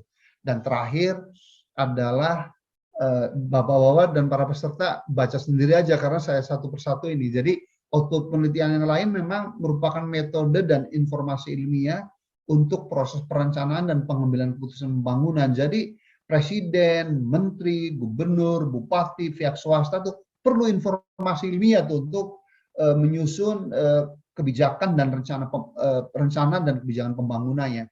Kemudian publikasi ilmiah internasional di Scopus segala macam itu sebenarnya otomatis kalau hasil penelitian kita itu sudah bisa dijadikan produk teknologi, inovasi teknologi, sudah bisa digunakan untuk dasar pengambilan keputusan dan perencanaan pembangunan, 90% lebih itu pasti layak terbit di jurnal internasional yang berkaliber Scopus itu.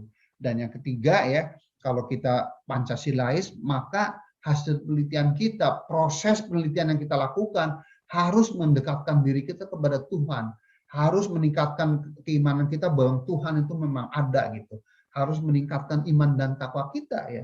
Setelah kita mempercayai Tuhan, ya kita harus menuruti aturan hidup yang dibuat oleh Tuhan begitu. Dan output dari pengabdian masyarakat harusnya kita bisa membantu masyarakat, pemerintah maupun swasta di sekitar kita yang bisa hidup bisa lebih maju, sejahtera dan bahagia. Dan untuk bisa menghasilkan output semacam itu, maka yang kita harus lakukan adalah kita mencermati perkembangan ipteks, kebutuhan gaya hidup manusia dan seterusnya. Demikian juga hubungan dinamis dengan pemerintah, Pak Rektor ya, dengan bisnis dan industri, masyarakat dan media itu. Kita perguruan tinggi harus menjalin hubungan dengan keempat komponen itu. Dan kemudian pada sisi inputnya, anggaran dan dana memang harus pemerintah dan pihak swasta harus membantu perguruan tinggi yang lebih besar lagi. Fakultas, program studi, kurikulum, metode pengajaran, tata kelola perguruan tinggi harus juga ditingkatkan menjadi kelas dunia ya. Kemudian SDM yang ada di perguruan tinggi pun harusnya yang best itu, yang terbaik baik staf akademiknya, penelitinya maupun non akademiknya.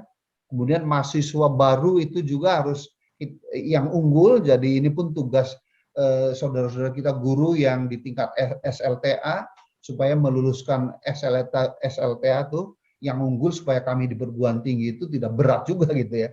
Kalau inputnya udah bagus, prosesnya udah bagus, insya Allah outputnya itu akan bagus gitu. Dan tentunya ini tugas pemerintah dan swasta, bagaimana setiap perguruan tinggi itu infrastruktur dan sarana pendidikannya itu berkelas dunia. Mohon maaf Pak Rektor, waktu hari Rebo kemarin minggu lalu ya, setelah Senin Selasa konferensi kelautan dunia saya selesai, saya sebagai bicara, saya berkunjung ke Maryland University.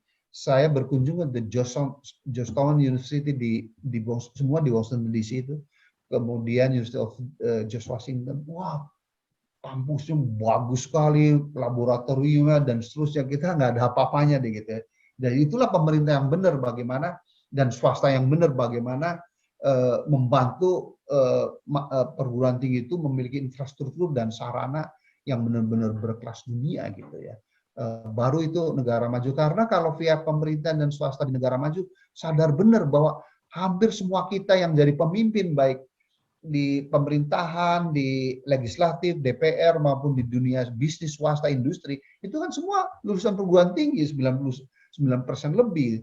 Nah, jadi kalau ingin mereka itu berbuat sosial atau beramal jariah, bantu dong perguruan tinggi supaya memenuhi persyaratan kelas dunia, baik dari segi infrastruktur ya, sarana, kemudian dari segi SDM-nya yang memerlukan dana itu.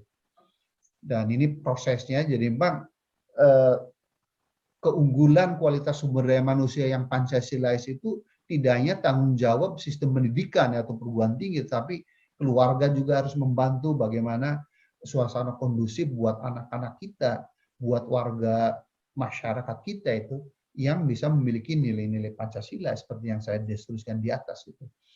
Dan ini bab terakhir, insya Allah Pak Rektor, Pak Subianto, dan Pak Vera, bagaimana mengembangkan IPTEK berdasarkan nilai-nilai Pancasila gitu. Jadi inilah sebagai dasarnya bahwa sekali lagi ya, di dalam Pancasila kita nggak boleh mengembangkan aspek kehidupan apapun termasuk IPTEK ya, yang lepas dari agama, dari religius begitu ya, dan seterusnya, itu intinya.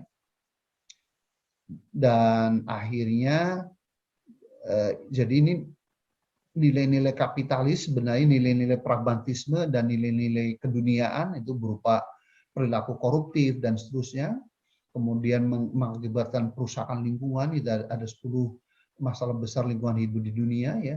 Ini contohnya, ini menarik juga Pak Rektor dan Ustadz Romli itu. Ternyata Indonesia itu sebagai bangsa yang membuang sampah plastik terbesar kedua di dunia itu. Cuman saya datanya saya nggak tampilkan, tetapi Indonesia itu hanya ranking 20 produsen plastik di dunia itu. Jadi kesimpulan saya, oh berarti kita orang Indonesia itu memproduksi plastik digunakan untuk bungkus segala macam lalu dibuang ke alam itu. Nah, di negara yang maju itu sebagian besar plastiknya itu didaur ulang ya, di-recycle atau di-reuse, digunakan kembali gitu ya. Nah, jadi ini pun lagi-lagi menunjukkan ironi Ustadz Romli itu, karena mohon maaf 87% kita orang Indonesia kan Muslim, dan lagi-lagi hadis mutafakun alaih bahwa kebersihan itu sebagian besar dari iman. Kok kita menjadi pengotor terbesar kedua di dunia dalam hal sampah plastik laut? Dan mungkin Pak Ustadz Romli akan tercengang, Ustadz, menurut UNEP atau United Nations for Environmental Program, jadi lembaga PBB yang mengurus bidang lingkungan, mungkin Ustadz Romli bisa saya kasih kuis nih. Kira-kira sungai yang paling tercemar di dunia mana? Dulu pikiran saya, wah mungkin iya kan, mungkin sungai Gangga di India. Tahunya yang sungai paling tercemar di dunia itu sungai Citarum, Pak Ustadz. Nah itu kan menunjukkan kita itu munafik gitu, ngakunya Islam tapi jorok, tapi tidak bersih, tapi membuang limbah gitu. Dosa itu. Jadi dosa itu bukan kita meninggalkan sholat saja, membuang sampah, tidak menyingkirkan duri dari jalan, tidak berbuat baik sama tetangga, sama tamu, itu termasuk dosa juga gitu ya. Nah cuman kita kan abai umat Islam, seolah-olah dosa itu yang hanya berhubungan dengan hablum minallah. Padahal 70% isi Al-Quran itu hablum minannas, itu muamalah, sains teknologi, kebajikan, dan seterusnya. Nah ini esensi Pancasila. Jadi intinya bahwa pengembangan sains teknologi itu tidak boleh lepas dari Tuhan dan agama dan akhirat gitu. Kalau kapitalis lepas itu. Sehingga saran saya terakhir Pak Rektor dan seluruh peserta ya, kalau Bapak, Ibu-ibu, dan adik-adik mahasiswa melihat diagram ini, itu kalau orang kapitalisme itu output libang atau penelitian dan pengembangan itu hanya 3, yaitu menghasilkan invensi yang akhirnya menjadi inovasi, terus ada proses scaling up, kemudian informasi ilmiah untuk perencanaan dan pengambilan kebijakan pembangunan, dan yang ketiga adalah publikasi ilmiah. Tapi buat orang Pancasilais, harusnya aktivitas riset dan output riset kita pun, Pak Ustadz Romli, Pak Rektor, dan seluruh peserta kuliah meningkatkan iman kita kepada Tuhan. Itulah yang membedakan harusnya pelajar atau alumni perguruan tinggi yang Pancasilais itu harusnya tidak bejat moralnya, tapi dia akan menjadi insan yang berakhlak mulia, yang saling tolong-menolong, toleran gitu ya, menolong sesama umat ya, menolong antar umat gitu, dan seterusnya.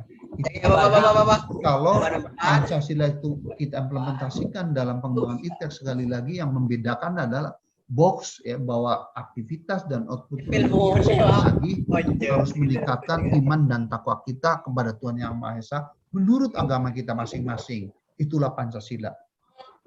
Dan ini dalilnya di Al-Quran banyak sekali ya. Dan ini ciri daripada ekonomi Pancasila ya. Nah, oleh karena itu saya ingin menutup Pak Rektor, Pak Ustadz, dan seluruh peserta. Ini menurut Imam Ghazali bahwa ilmu saja tanpa amal adalah gila. Tetapi amal tanpa ilmu itu sesat dan sombong. Dan ini ada pernyataan dari generasi penerus yang namanya Albert Einstein. Mirip-mirip itu kata beliau, science without religion is blind. Jadi ilmu pengetahuan dan teknologi tanpa agama itu buta itu. Tidak mengenal halal dan haram. Itulah yang dilakukan orang-orang kapitalis bule itu. Masa krisis 2008 tapi direktur Bank Dunia ngambil 2 triliun kan, dan seterusnya. Direktur utama Lehman Brothers ngambil 1,5 triliun dan seterusnya. Itu ada semua datanya. Kata Einstein, tetapi religion without science is lame. Jadi Pak Ustadz, kalau ada ulama yang tanpa mengenal sains atau ilmu teknologi pun lame, menjadi lumpuh gitu. Jadi dia orang baik tetapi tidak bisa menginspirasi, tidak bisa melakukan amar ma'ruf nahi mungkar gitu.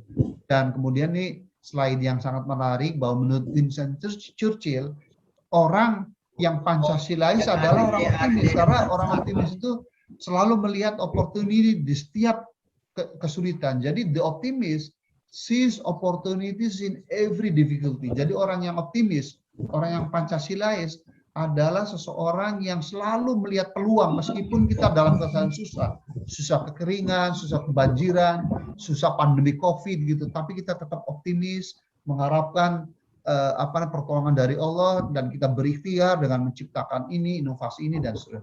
Tapi kalau orang pesimis, sees difficulties in every opportunity. Kalau orang yang tidak Pancasilais, orang yang optimis selalu melihat kesulitan meskipun sebenarnya itu kesempatan. Kemudian kalau bangsa Indonesia ingin Pancasilais, bangsa Indonesia harus turut imbauan dari Presiden Amerika yang namanya John Kennedy. Kata beliau, if American want to be big nation, kalau Amerika ingin menjadi bangsa besar, then ask not what your country do for you. Jadi jangan meminta negaramu atau pemerintahmu untuk memberikan apa, tetapi bertanya dulu, ask dulu, what can you do for your country? Jadi kalau Untan ingin besar dan menjadi world class university, jangan dosen mahasiswanya meminta dulu pada Pak Rektor ini itu, tetapi kembangan yang terbaik dulu, ya kan? Nah pasti itu insya Allah Untan menjadi baik. Dan terakhir ini ada hadis favorit saya, Ustadz Romi ya, diriwayatkan oleh Imam Ahmad, kata Rasulullah SAW, khairunas anfahum linnas, bahwa manusia yang terbaik dalam pandangan Allah adalah manusia yang beriman dan paling banyak manfaatnya bagi sama manusia. Saya tahu Prof Garuda itu orang yang sangat bermanfaat karena beliau selain cerdas, berkapasitas, juga menjadi rektor yang sangat baik kepada dosen, kepada tenaga non akademik dan kepada mahasiswa. Jadi manusia yang terbaik. Dan terakhir, sebagai penutup, mudah-mudahan bangsa Indonesia, rakyat Indonesia, saya dan istri saya diundang Bupati Kaimana tahun 2017 berlibur ke ke Papua. Terima kasih, dan kalau ada kekurangan pasti datangnya dari Rohmin Dauri yang doif.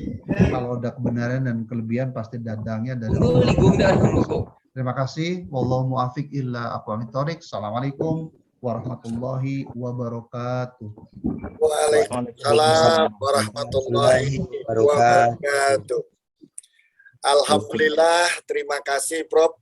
Ini 1 jam 20 menit. Luar biasa. Lama sekali ya. Saya rasa baru 30 menit. Nanti minta tolong Mas Endang materinya kalau boleh di-share ya Prof. Iya, nanti dikirim Pak ini ya filenya. Nah, karena Pak Moderator, mohon izin. Oh iya, boleh, silakan Pak Rektor. Ya, Prof. Rohmin, saya terima kasih sekali atas materinya. Ini sangat menarik. Ya, mudah-mudahan nanti akan banyak pertanyaan di sekitar diskusi yang akan berkembang. Saya mohon izin lebih dulu, Prof. Rohmin, karena ada pertemuan lanjut di kementerian. Ya, terima kasih, Prof. Mudah-mudahan kita dapat bertemu secara langsung. 6 Oktober ya Pak, insya Allah. 6 Oktober. Ketemu di Ya, Untan, terima kasih sekali. Pontianak. Terima kasih Pak Rektor. Siap, terima kasih. Mohon undur diri.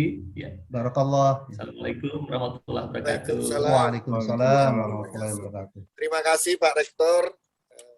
Selamat menjalankan tugas selanjutnya. Baik, karena mahasiswa, Prof, nanti ada kewajiban membuat semacam resume dari rangkaian materi, walaupun bukan semuanya, yang menurut mereka yang bisa mereka ambil untuk dilaporkan ke kelas masing-masing.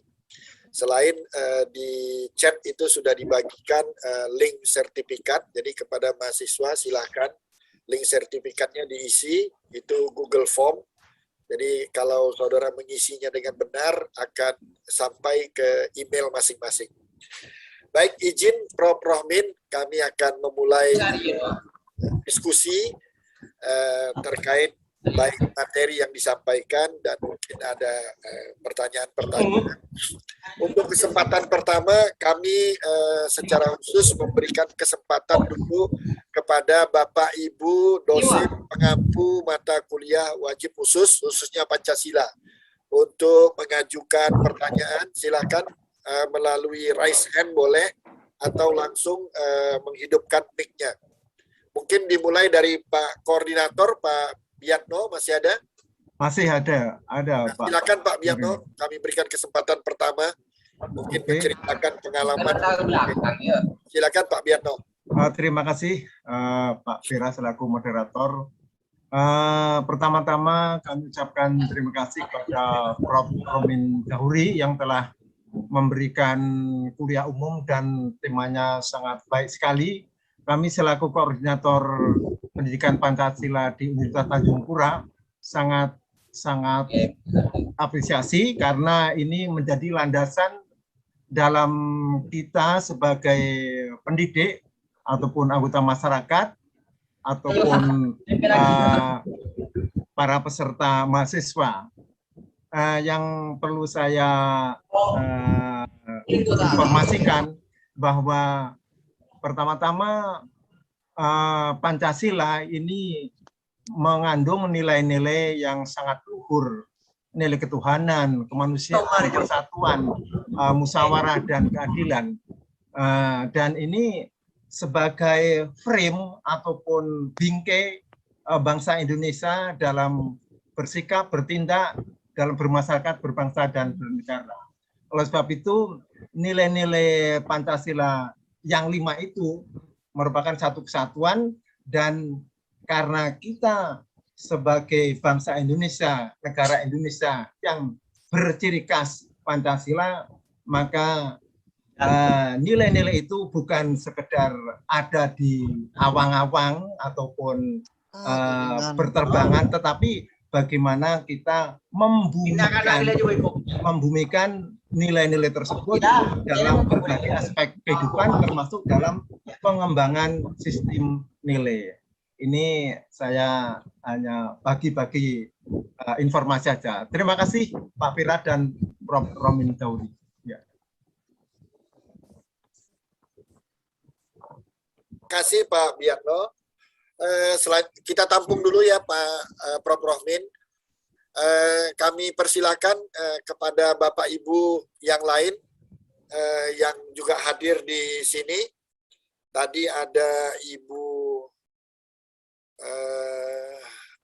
Umi, ada Mas Tommy, Pak Tommy juga ada. Silakan kalau ingin ada yang disampaikan. Ada Ibu Ade Risna juga. Oh, ada Pak Wasian. Pak Wasian masih bergabung, Pak?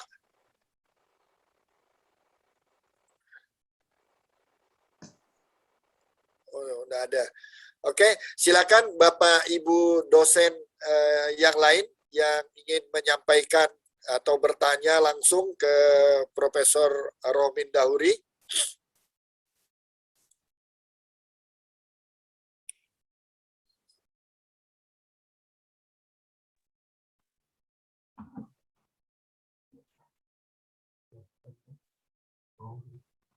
Ini di bawah, janji jam 11. Silakan. Oh ini kalau tidak kami persilakan kepada peserta yang sudah resen. Yang pertama dari Fakultas Ekonomi, Christina Ilis. Silakan Mbak. Christina Ilis. Dihidupkan mic-nya dulu. Mas Agung, operator, apa mereka bisa menghidupkan langsung sendiri mic-nya?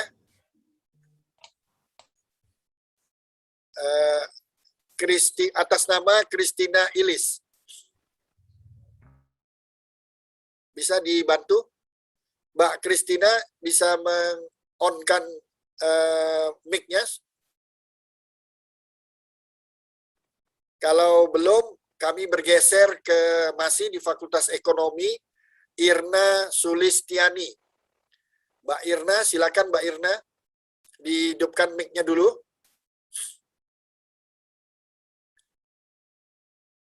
Mbak Irna, apa bisa dengar? Mas Agung, mereka bisa meng-unmute mic-nya sendiri atau harus dibantu dari Vicon? Mas Agung? Mas Agung?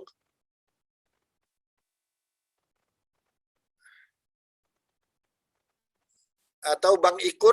Apa Bang Ikur ada merih? Bisa hidupkan mic yang sudah raise hand ini? Irna atau Shirley juga dari MIPA. Mbak Shirley bisa udah. Silakan Mbak Shirley duluan. Ayo, baik Pak, apakah suara saya terdengar dengan jelas? Terdengar dengan jelas, baik, silakan. Baik, saya ingin bertanya, sebelumnya terima kasih kepada pemateri yang sudah menyampaikan materi yang sangat penting dan sangat menarik ini. Jadi langsung saja ke pertanyaannya. Pertanyaannya adalah, menurut Bapak, bagaimana Bapak bisa mengatakan bahwa kegagalan yang dialami kapitalisme ini terdapat pada poin kelima di materi keempat ya Pak. Penyebab utama kegagalan kapitalisme khususnya di bidang ekonomi, lingkungan hidup, dan sosial budaya adalah karena kapitalisme tidak menjadikan agama, terutama keimanan, kepada Tuhan Yang Maha Esa dan akhirat dalam pedoman semua aspek kehidupan manusia di dunia ini. Akibatnya manusia menjadi serakah, egois, hedonis, kolonialis, tidak peduli halal dan haram, bermoral bejat, dan hipokrit atau munafik. Nah, sedangkan yang saya simak dari penjelasan Bapak tadi bahwa label kapitalisme ini diberikan kepada negara-negara yang boleh dikatakan maju seperti US. Sedangkan yang kita tahu bahwa US di sini adalah negara yang salah satunya negara termaju di dunia. Seperti yang kita ketahui bahwa US saat ini adalah negara yang menguasai dolar, yang dimana artinya bahwa US bisa saja mengendalikan perekonomian negara-negara di bawah mereka. Nah, salah satu kemajuan US juga adalah di bidang teknologi. Sedangkan, seperti yang kita ketahui, Indonesia sendiri adalah negara yang beragama, namun masih tertinggal secara ekonomi, teknologi, dan lainnya. Terima kasih Pak, itu saja pertanyaan dari saya. Terima kasih Mbak Shirley. Mbak Shirley dari prodi apa ya? Saya dari prodi Geofisika, Pak. Oh, Geofisika, oke. Beliau dari Geofisika, Prof. Rohmin. Yang tadi Mbak Irna, apa bisa? Mbak Irna Sulistiani? Belum ya? Mungkin kami berikan kesempatan dulu, pemanasan, Prof. Rohmin bisa langsung ditanggapi dari Mbak Shirley, dari FMIPA, dari Prodi Geofisika. Silakan, Prof. Terima kasih, Pak. Pertanyaan Ananda Shirley luar biasa, sangat membumi, sangat konkret gitu ya.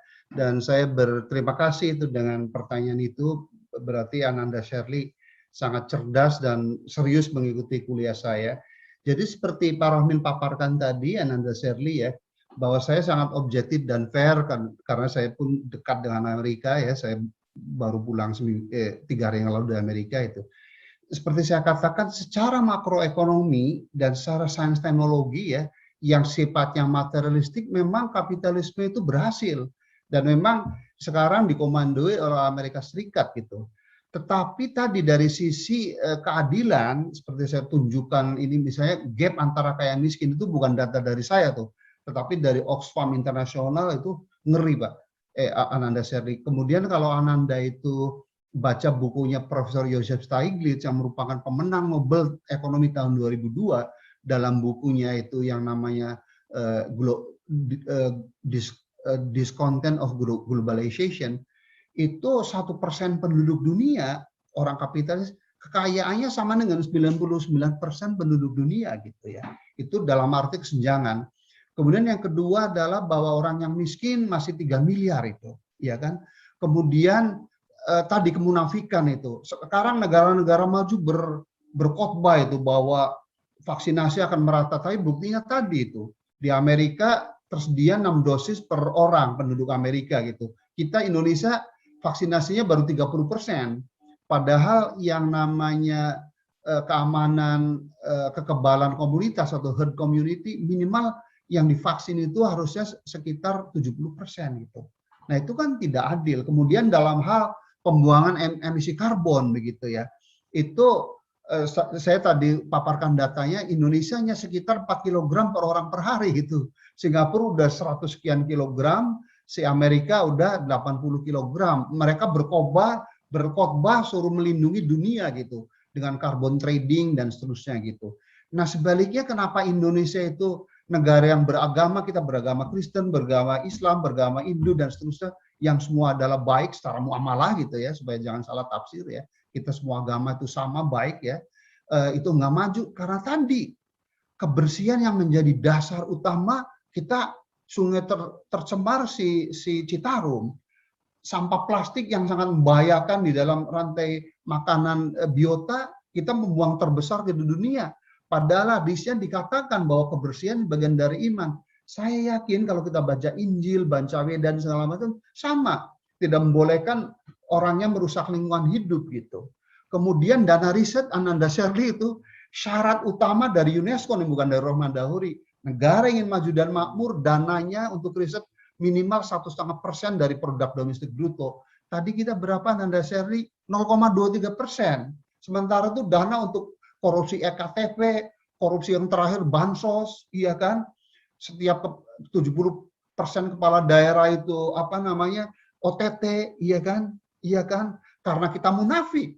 Kenapa munafik? Untuk jadi wali kota, jadi bupati minimal 30 miliar keluar uang itu. Tetapi gaji bupati wali kotanya 15 juta. Dalam setahun 180 juta. Dalam 5 tahun hanya 900 juta. Tapi keluar biaya politik 30 miliar.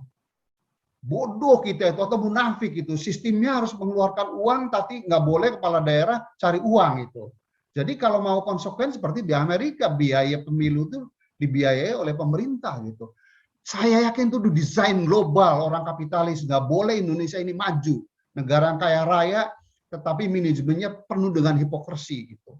Jadi sekali lagi, kalau negara yang berdasarkan Pancasila yang harusnya agamis, religius belum maju karena kita tidak melaksanakan agama kita masing-masing. Coba setiap agama kita pasti melarang minuman alkohol.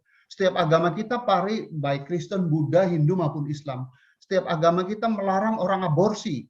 Setiap agama kita melarang narkoba, tapi konsumsi narkoba paling tinggi di Asia menurut BNN adalah Indonesia gitu. Ya, jadi sekali lagi Ananda Shirley, kalau kita negara yang Pancasilais, yang religius belum maju, karena kita belum mengamalkan nilai-nilai Pancasila gitu. Dan kalau orang yang tidak percaya sama Tuhan, sama akhirat, itu pasti munafik, binal itu. Iya kan?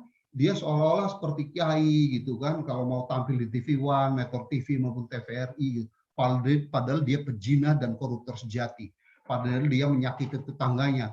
Padahal dia menumpuk harta, tidak membagikan hartanya untuk membangun perguruan tinggi, membangun rumah sakit, membangun pasar dan seterusnya gitu. Coba kalau kita yang orang yang Nasrani yang baik, orang Buddha yang baik, orang Islam yang baik, tidak mungkin begitu. Karena kita yakin bahwa setelah kehidupan di dunia ada kehidupan di akhirat. Mohon maaf kalau dalam perspektif kami di Islam ya, bahwa di akhirat itu hanya 2 tempat, yaitu surga dan neraka. Surga untuk tempatnya orang beriman dan berbuat kebajikan, neraka orang yang tidak beriman dan tidak berbuat kebajikan. Surga itu adalah kebahagiaan yang hakiki dan tanpa ada tandingannya, tapi neraka, Adinda Shirley, kalau menurut mohon maaf dalam perspektif Islam, orang siksaan yang paling rendah buat seseorang yang berbuat jahat dan tidak beriman itu seseorang Ananda Seri dipasang kakinya dengan terompah yang mendidih ubun-ubunnya. Jadi kalau ada orang yang Muslim yang korupsi sejati, ya bukan korupsi politik ya. Politik itu artinya orang tidak korupsi tapi dipenjarakan karena politik, itu ada juga itu. Kemudian pezina, kemudian tidak berbuat kayak tetangga, pasti imannya lagi turun tuh. Karena kalau imannya itu lagi tinggi, lagi dekat dengan Tuhan, nggak mau membuat resiko diri gitu, yaitu apa namanya, masuk neraka. Karena neraka itu walaupun memang ada ayat ya, kalau itu orang beriman asal bertobat lalu masuk surga, tapi kan di neraka dulu itu. Dan tadi siksaan neraka yang paling ringan ada saya duga mungkin di Injil pun sama gitu ya, di Weda pun sama, itu seseorang yang dipasang ininya dengan terompah lalu yang mendidih ubun-ubunnya gitu.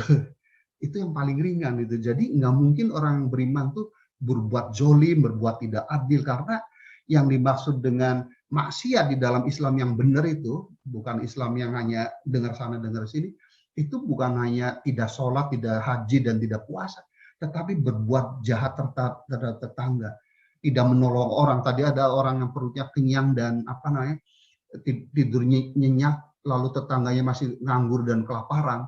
Itu kata Rasulullah SAW, bukan umatku. Saya yakin menurut Yesus pun sama gitu.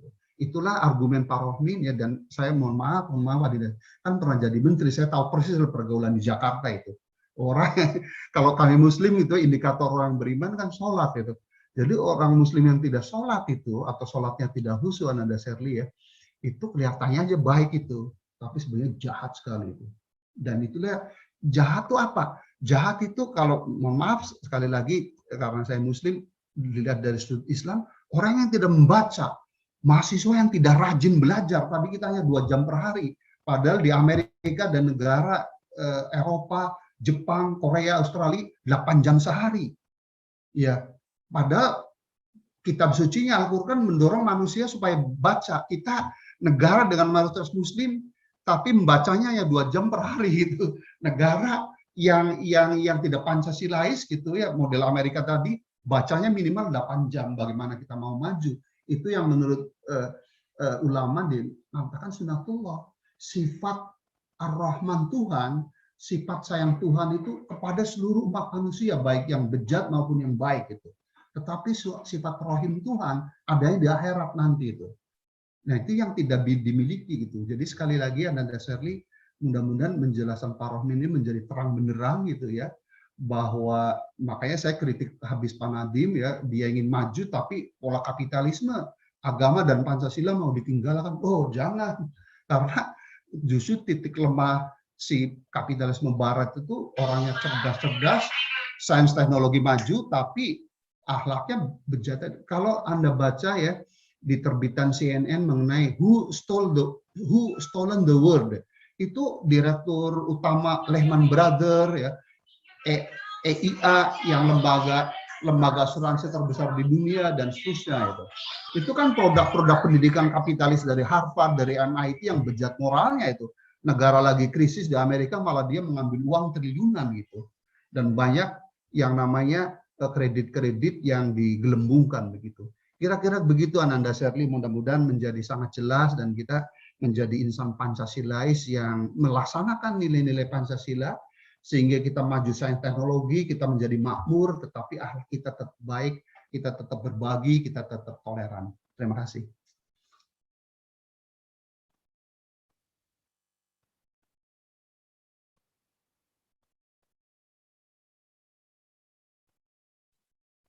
Pak Vera, silakan dilanjutkan. Halo. Muhammad. Halo. Yang Vera Iya, itu. ini ya, Pak. Ya. Vera belum hidupkan mute tadi. Iya. Cuman mohon maaf Pak Vera, saya jam 11 ngasih kuliah umum di UNU, NU di Cirebon ya, secara hibrid, jadi saya harus hadir secara fisik. Kalau bisa 5 menit lagi aja nih, jadi satu pertanyaan lagi aja. Oke, satu pertanyaan dari Fakultas Ekonomi, Irna Sulistiani. Silakan Mbak Irna. Dihidupkan itunya mic-nya. Mbak Irna. tadi terkeluar beliau nih, jadi di chat bilang mohon izin Pak, baru masuk lagi katanya. Tidak ada, Mbak Irna? Kelihatannya Kalau udah, tidak, udah jelas semua itu Pak Vera, insya Allah kelihatannya. Amin, amin, amin. moderator mau bertanya malu, Prof. Terakhir ini karena lagi teman-teman UNU udah menunggu di bawah itu. Ya, baik. Kami ucapkan banyak-banyak terima kasih Prof. Rohmin Dahuri. Nanti kalau ada rekan-rekan mahasiswa yang mungkin ada pertanyaan, kami izin Prof. mungkin bisa lewat Dikirim email, dikirim ke betul. email Nanti saya atau jawab, ini insya Allah. mudah-mudahan di sela-sela waktu beliau bisa memberikan jawaban. Mungkin biasalah kalau mahasiswa ini agak malu-malu kan. Baik, terima kasih. Kami kembalikan ke MC Mbak Risa. Terima kasih, mohon maaf jika terdapat kekurangan dalam memandu ini karena keterbatasan ilmu yang saya miliki. Wabillahi taufik wal hidayah. Assalamualaikum warahmatullahi wabarakatuh. Waalaikumsalam. Waalaikumsalam warahmatullahi wabarakatuh. Terima kasih Pak Vera. Terima kasih Prof. Masya Allah Prof. Banyak sekali pertanyaan yang mampir nih Prof. Tapi sayangnya kita keterbatasan waktu ya Prof ya. Insya Allah kalau nanti izin, mungkin teman-teman mahasiswa, teman-teman dosen ingin bertanya lebih lanjut, boleh via email ya Dok, Prof ya. Dengan senang hati. Atau nanti. I'll be responding to your email. Gitu. Masya Allah. Terima kasih Prof. Semoga apa saja yang disampaikan tadi menjadi wawasan kita, meningkatkan insightful kita, menambah kecintaan kita, dan tentu saja ini adalah hasanah keilmuan yang harus terus kita kembangkan. Alhamdulillah. Terima kasih Prof. Rohmin Dahuri, luar biasa. Pak Vera, moderator kita, terima kasih. Dan banyak sekali ini, saya rasa, ini saya juga sebenarnya mau bertanya nih, tapi ya nanti saja deh Prof ya. Lain waktu mudah-mudahan pandemi ini segera berakhir dan kita bisa dipertemukan secara offline. Prof pasti juga kangen sama Pontianak ya Prof ya, Iya. sudah banyak 6 berubah Oktober nih, Prof. insya Allah saya hadir di Untan 6 Oktober. Alhamdulillah, insya Allah. Terima kasih. Mbak Risa, nanti Pak Biatno yang menutup ya. Ya, baik. Terima kasih Prof. Calon profesor maksud saya. Prof. Rohmin Dahuri, nanti Pak Vera calon profesor, amin. Baiklah hadirin Bapak Ibu peserta kuliah umum yang saya cintai, alhamdulillah banyak sekali insightful yang bisa kita teladani dan kita ambil manfaatnya. Ini adalah salah satu ilmu pengetahuan amal jariah yang insya Allah akan terus mengalir ya. Bagaimana harus kita kembangkan untuk negara kesatuan Republik Indonesia yang kita cintai. Akhirnya kita sudah tiba di penghujung acara. Untuk itu sebagai penutup saya persilahkan kepada Koordinator Mata Kuliah Pancasila Bapak Subianto MH untuk berkenan Pak menutup kegiatan kuliah umum ini secara resmi. Kepada Pak Subianto dengan hormat kami silakan. Alhamdulillah, Bapak Ibu semua peserta kuliah yang saya hormati,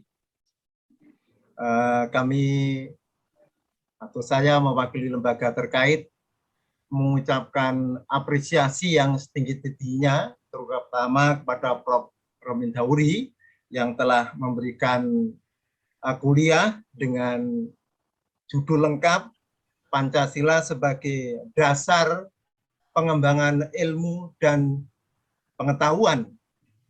Untuk itu semoga tatap muka melalui virtual ini membawa tambah ilmu, tambah iman, tambah yakin bahwa Pancasila sebagai guidance, sebagai panduan, sebagai bintang penuntun dalam masyarakat Indonesia, dalam kehidupan bermasyarakat, berbangsa, dan bernegara, selamat menuju dunia dan akhirat.